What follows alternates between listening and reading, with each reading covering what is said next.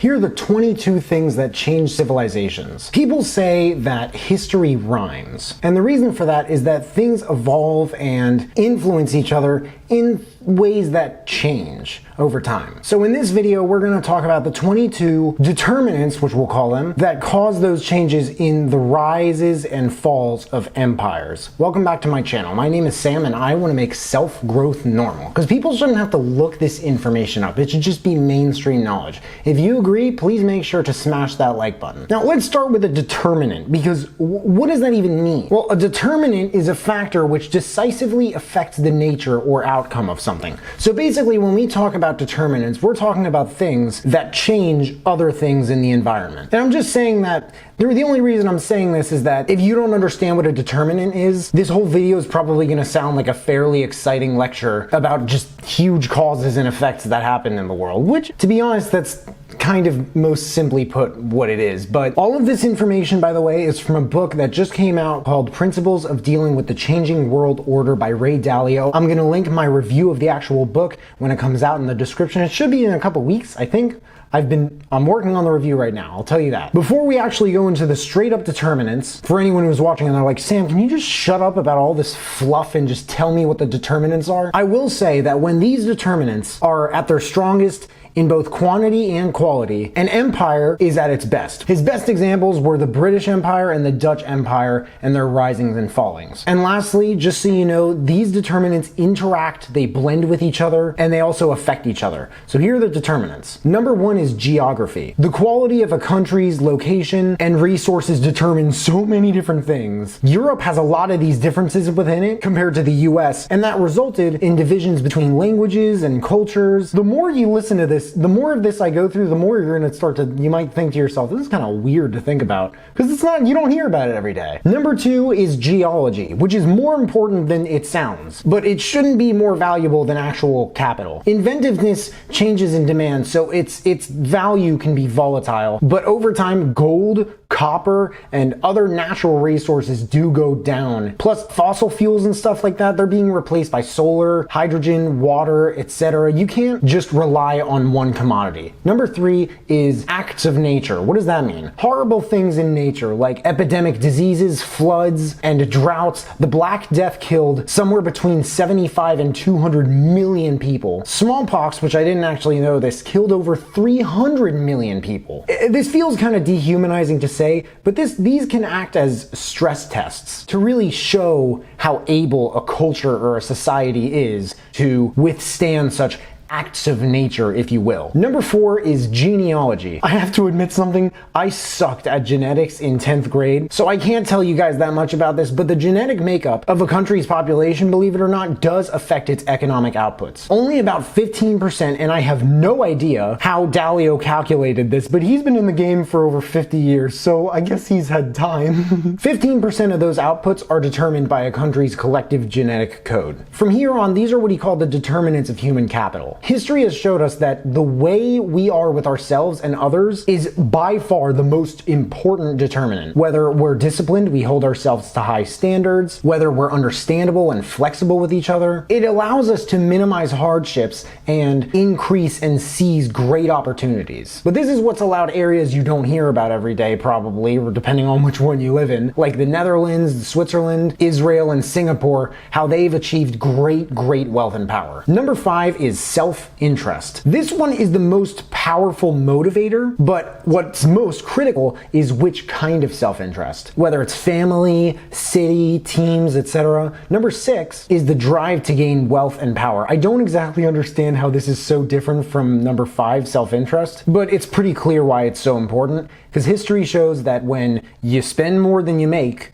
disaster is bound to follow. Number seven is capital markets. The ability to save buying power, which is AKA, to my understanding, money, is essential to how a country lives. Number eight is the ability to learn from history. You can really tell that Ray Dalio is probably actually a history teacher, or maybe a historian in disguise. And his mustache is invisible. I mean, look at that. Let's zoom in a little. It's not like he can't grow facial hair. Maybe it's camouflage or something. He definitely wears contacts, but depending on history, we don't know whether he would look better with glasses. Maybe glasses are more expensive. What's interesting about this determinant in all seriousness, and if you get literally nothing else out of this video, I hope you guys understand this, is that many of the most important lessons you could possibly learn will not happen in your life. Time. But, and this is kind of weird to think about, many in the future will be more opposite than similar to ones encountered earlier in life. Number 9 is the big multi-generational cycle. There are people who have told me, like, I'm not from your generation, so I don't do all this technology. Fair enough. 3 generations is usually the length of time for a long-term debt cycle. Number 10 is short-term gratification over long-term well-being. This climbs to the top of the whole discipline thing. It exaggerates the highs and lows of the cycle since it brings you good times at the expense of the future. But this is what creates the debt boom and bust cycle. Number 11 is inventiveness. And inventiveness is what results in higher living standards and advances in